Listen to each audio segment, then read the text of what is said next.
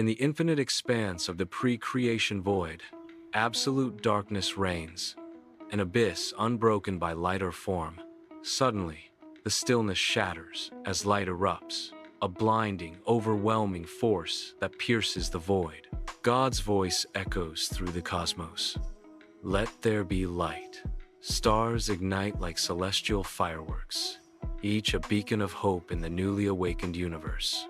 Galaxies begin to swirl into existence, majestic spirals of cosmic dust and radiant energy, a breathtaking ballet of creation.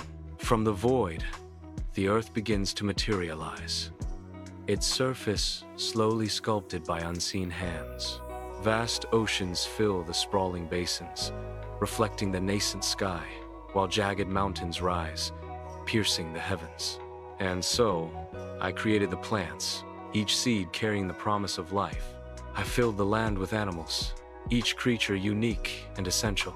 The vibrant ecosystem flourishes, a testament to the delicate balance of nature. Eden unfolds, a realm of unparalleled beauty, where waterfalls sing and exotic flowers burst with color. Crystal clear pools mirror the sky, their surfaces undisturbed by the slightest ripple. Exotic flowers, in a riot of colors, paint the landscape with their vibrant hues. Animals roam freely, their movements graceful and unburdened. In this sanctuary of peace, nature reigns supreme. Its symphony, a constant reminder of the harmony within Eden.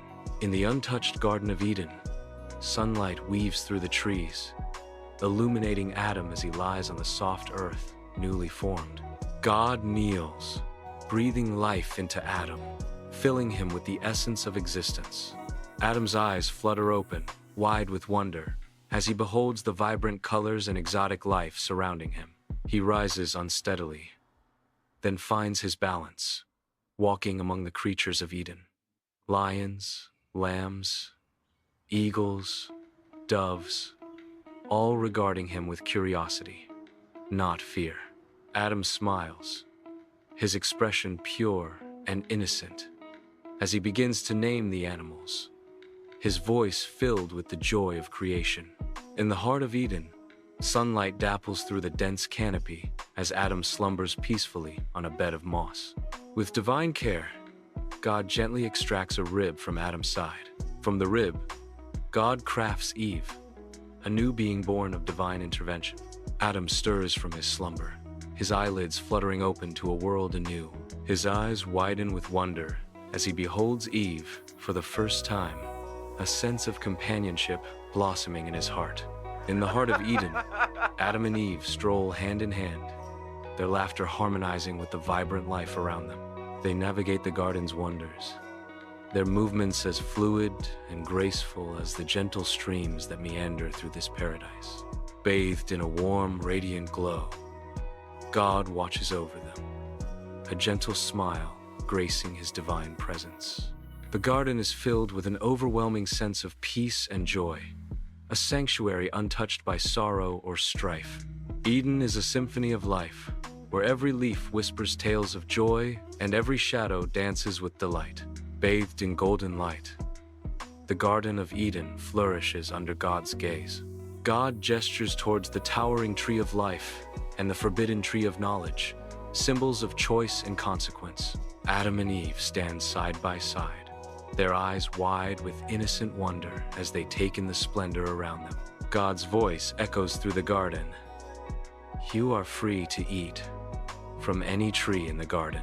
A solemn warning hangs in the air, but you must not eat from the tree of the knowledge of good and evil. Adam and Eve exchange a glance, the weight of the divine commandment settling upon them. In the radiant Garden of Eden, the serpent moves stealthily through the verdant landscape. Its sleek form weaves through the lush greenery, a predator on the prowl. Eve stands by the fruit tree, her eyes reflecting a deep curiosity. The serpent approaches, its presence a subtle disruption in paradise. With cunning in its voice, the serpent asks, "Did God really say, 'You must not eat from any tree in the garden'?" Its words hang in the air, a challenge to innocence and obedience. In the heart of Eden, Eve's eyes lock onto the forbidden fruit, its allure a siren's call. The fruit shimmers, its colors deepening as temptation weaves its spell. A subtle movement betrays a lurking presence. The serpent slithers closer, its gaze promising forbidden knowledge. With calculated cunning, the serpent whispers, "Eating this fruit will make you wise, like God." Eve's expression shifts, her eyes widening with a mix of fear and captivation as she contemplates the serpent's words. In the tranquil Garden of Eden, Eve's hand trembles as she reaches for the forbidden fruit, her touch hesitant against its smooth skin. Doubt clouds her brow as she pauses, the weight of potential consequence etched upon her face. Closing her eyes, she succumbs to temptation, taking a tentative bite that seals her fate. Her eyes snap open, wide with a mixture of surprise and nascent understanding, as a torrent of new sensations floods her mind. A rush of knowledge overwhelms her, altering her perception of the world in a single transformative moment. The innocence of Eden fades as Eve grapples with the profound implications of her choice, forever changed by the taste of forbidden wisdom. In the tranquil Garden of Eden, Eve offers the forbidden fruit to Adam, her hand extended in invitation. Adam regards Eve, a flicker of comprehension and concern in his eyes as he notices a change in her demeanor. Hesitantly, Adam reaches out, takes the fruit from Eve's hand, and raises it to his lips. As Adam consumes the fruit, a subtle dimming descends upon Eden, a nearly imperceptible shift in the light. In the sun-drenched Garden of Eden, Adam and Eve suddenly realize their nakedness.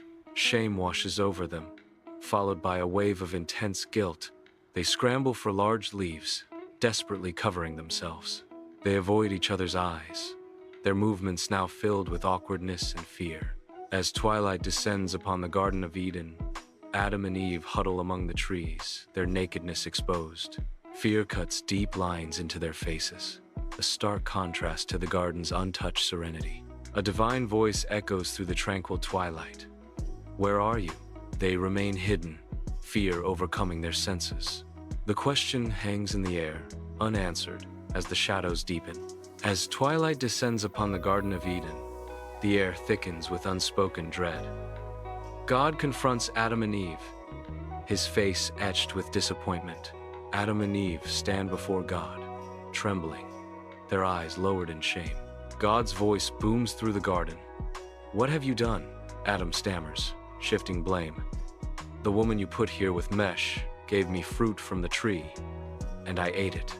Eve confesses, her voice barely a whisper. "The serpent deceived me, and I ate." In the radiant expanse of the Garden of Eden, a divine decree echoes. Adam and Eve are banished. An angel appears, a flaming sword held high, a barrier against their return. Heads bowed in sorrow, they begin their solemn departure, leaving paradise behind. Each step away from Eden marks the beginning of a new, uncertain journey into the world. Outside Eden, a poignant moment unfolds as God tenderly dresses Adam and Eve in garments of skin. His face, etched with sorrow and compassion, reveals mercy amidst judgment. God speaks, his voice resonating with solemn promise. A future savior will crush the serpent's head. Before them, a vast horizon stretches, symbolizing the long and arduous journey that awaits Adam and Eve. Adam and Eve stand together, now clothed, facing the unknown future with a mix of trepidation and resolve. This story highlights the consequences of sin and disobedience. It also emphasizes free will plus personal responsibility and the consequences of it. Had Adam and Eve been obedient to God, they would have lived eternally in paradise. If you want to explore more history and scriptures from the Bible, then subscribe, like, and share this video.